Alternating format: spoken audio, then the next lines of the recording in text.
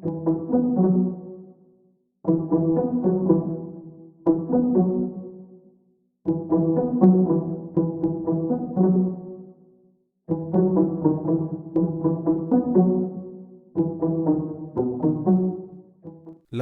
Rakotondrazafy nanihony heviny tao ampejiny tao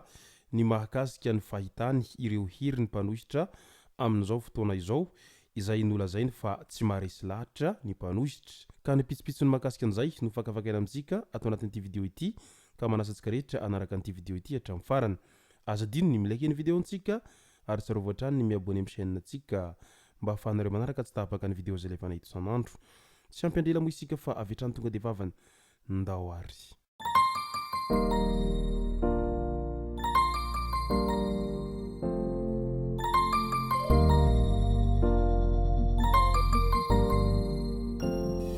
ny tonga tsy miarahaba honony namantezitra ka dia faly miarahaba isika rehetra mpanaraka tsy tapaka an'ity chaîne ity ny tenako amin'ity androandroany ity arakin'izay efa natsipiko zay dia ny mahakasika ny fahitavany ramatoa Lalatina Rakotondrazafy ny herin'ny mpanohitra amin'izao fotoana izao no resantsika atao anatin'ity video ity ka manasantsika hiaino hatramin'ny farany raha mandinika amin'ny fotsy miangatra fa tsy jamba ny fankahalana na ny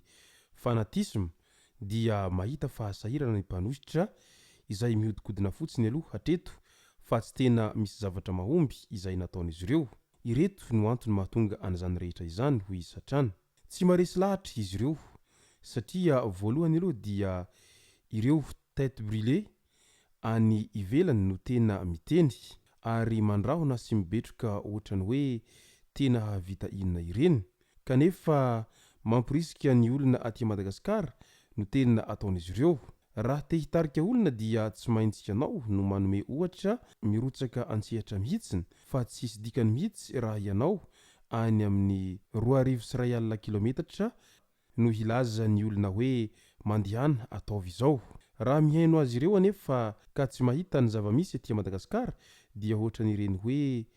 efa ora ireny sisa no isaina dia hirodana sy horava daholy ny androm-panjakana rehetra ilay fanasana atidoha amin'io dia ny hoe kely sisa foana efa antonany maro anefa izany kely sisa izany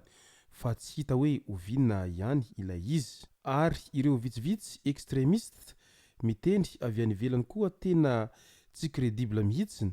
fa ao ny soloky volan'olona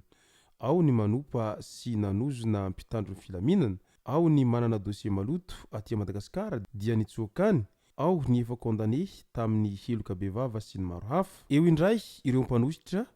eto an-toerana tsy mahay miray hina samy teo lohany miketrika tombotsoa manokana hitadiavana seza daholo ny ankamaroany ary indrindra tsisy hevitra mba tena mivaingana rehefa mba miteny dia tsy misy afa-tsy ny hoe hanongana sy anakorontana raha ny fihetsiketsehana be taloha sy taorian'ny fifidianana be ny tanàna teo koa dia tahaka ny hoe hahavita inona ireny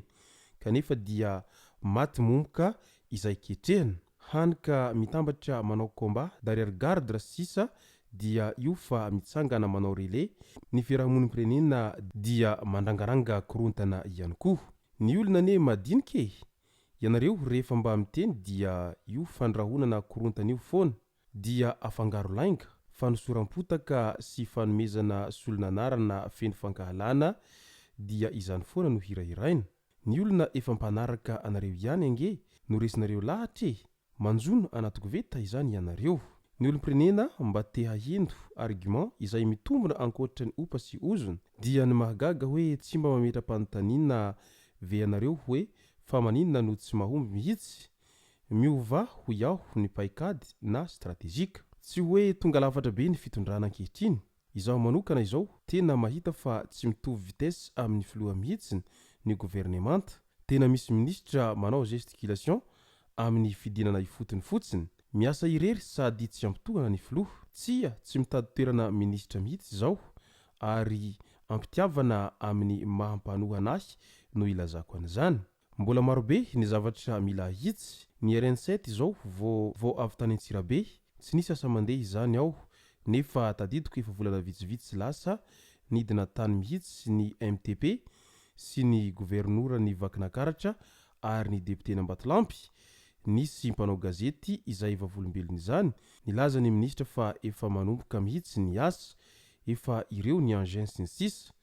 dia mazava ho azy fa ny filoha no voatorabato ary tena tsy mety amiko izany fa na izany aza tsy manaraka ny mpanositra ny vahoaka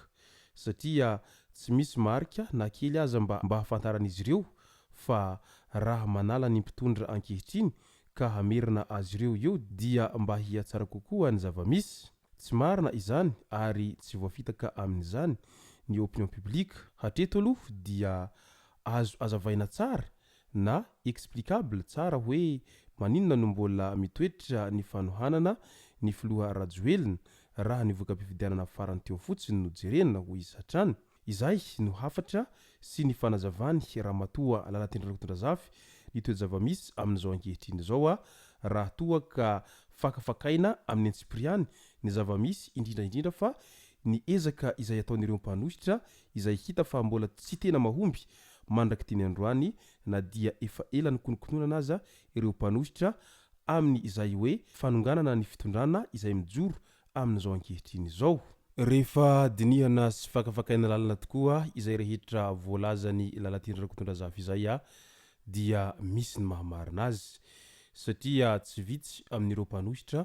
amin'izao fotoana izao tsy dia ilay ndehinositra loatra no tena tanjona fa ilay mitady toerana sy mangedaheda fahefana sy seza fotsiny a fa tsy ilay tena tombotsoan'ny vahoaka no tena imatimatesan'izy ireo a ao anatin'izay fanoherana izay ho ataon'izy ireo zay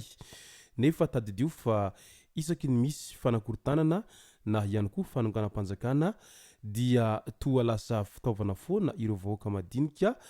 ary rehefa vita izay rehetra izay a dia ireo olombitsy no tena migoka sy migalabona ao anatin'izay a tombony azo tao anatin'izay fanonganam-panjakana na ihany koa fanakorontanana etseroa izay fa ny vahoaka madinika dia zary lasa fitaovana lalandava fotsiny ka mipetraka foana ny fanontaniana amin'ilay manao hoe oviana marina i Madagasikara mba tena ahita sy ahazo any ilay olomanga izay tena ahavita hampandroso ny firenena